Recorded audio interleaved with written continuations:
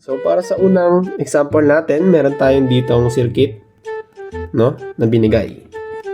So una, kunin natin yung ating AC supply or yung power source, which is ito.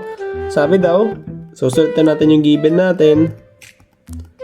Meron daw tayong Bmax na 230 volts at 50 Hz. So Bmax, or sa mga ibang book makuha nyo BS, 230 volts. So guys, makikita nyo walang binigay na angle. Therefore, assume natin na yung angle niyan ay 0 degrees. So meron din tayong frequency which is 50 Hz. So yan. So unang way, para makuha natin yung total impedance, since yun yung muna yung kailangan natin para makuha natin si Imax. Since meron na tayong Bmax, si Imax na lang po yung kukunin natin. So unang way, maggrupo ka. Pinaka the best na yung grupo mo sa impedance ay yung magkatabi na, no, or yung magka-series sila sa inductor, capacitor, or resistor. So dito makita mo magka-series yung resistor ko at si inductor.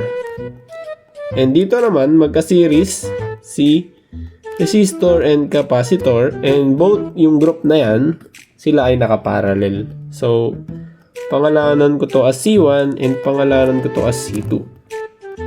So paalala ko lang din, ang hinahanap natin ay Imax at yung total impedance natin. Okay, so solve na natin. Solve mo natin guys, unang step nyo lagi. Solve natin si C1. So yan, lahat ng nakagroup natin. C1, so meron kang ang formula para kay Z na C store plus X sub L plus X sub C.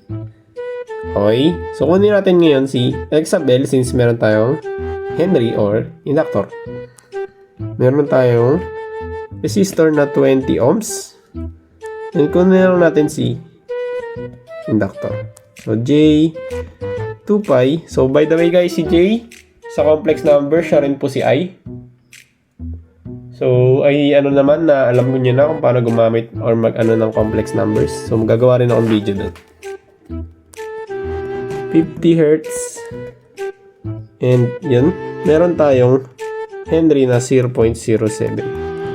So input nyo lang po yan sa calcu, may lalabas kang sagot na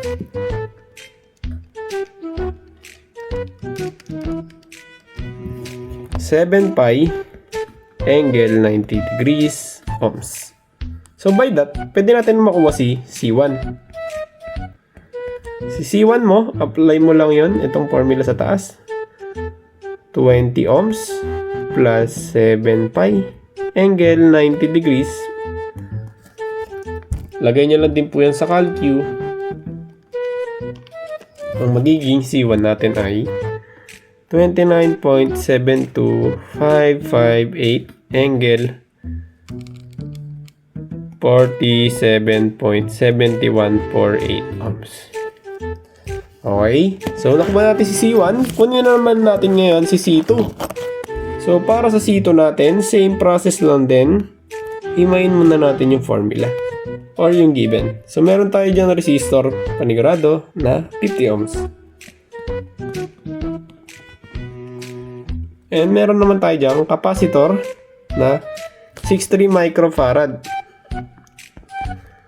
So si micro po ay times 10 raised to negative 6 farad. Kunin natin ngayon si X sub C since naka-farad pa yan. Negative J 1 over 2 pi 50 60 times 10 raised to negative 6. So nakikita nyo guys, sinasalpak lang natin yung mga values dun sa formulang pinakita ko kanina. So halos hindi mo na rin talaga isipin kung paano. So kailangan mo lang isalpak and lagay mo sa calcu. Okay. So ang may sagot natin ay 53.0516477 angle negative 90 ohms. So kung natin si X sub C, since wala naman na tayong kailangan kunin pa sa group na yan, kunin natin ngayon si C2. So lagay mo lang si 50 ohms plus yung sagot natin sa X sub C.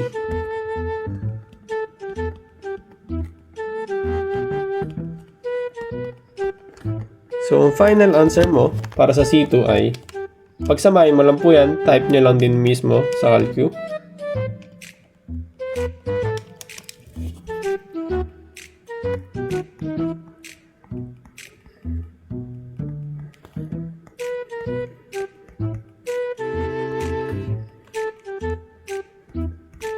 Oops.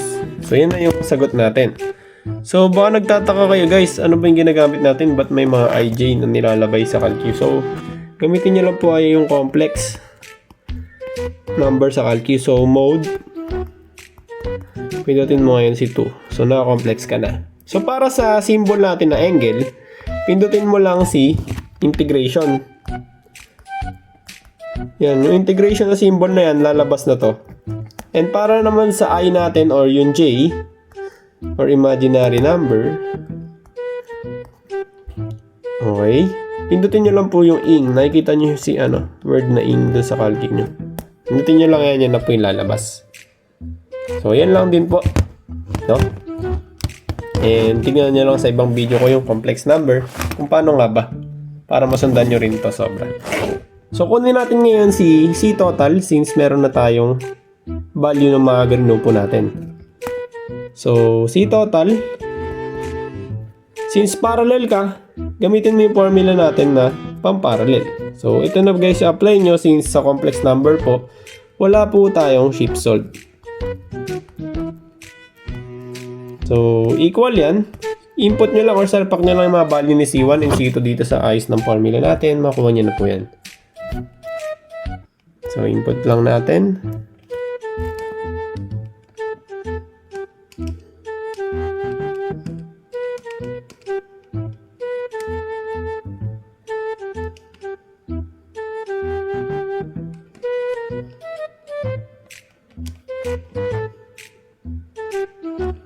So, ang sagot natin para sa total impedance ay 28.29 73265 angle 24.9496 ohms. So, meron tayong Bmax, di ba? Nakuha natin si total impedance eh. At angle 0 degrees. So, Imax na lang po ang kunin natin. So, from BIR, Imax is equal to Bmax over C total. So, 230 angle 0 degrees. Lagay nyo lang po yan. Pati yung value ni total impedance natin. So, ba? So, magiging sagot natin for that sa ating Imax. Okay.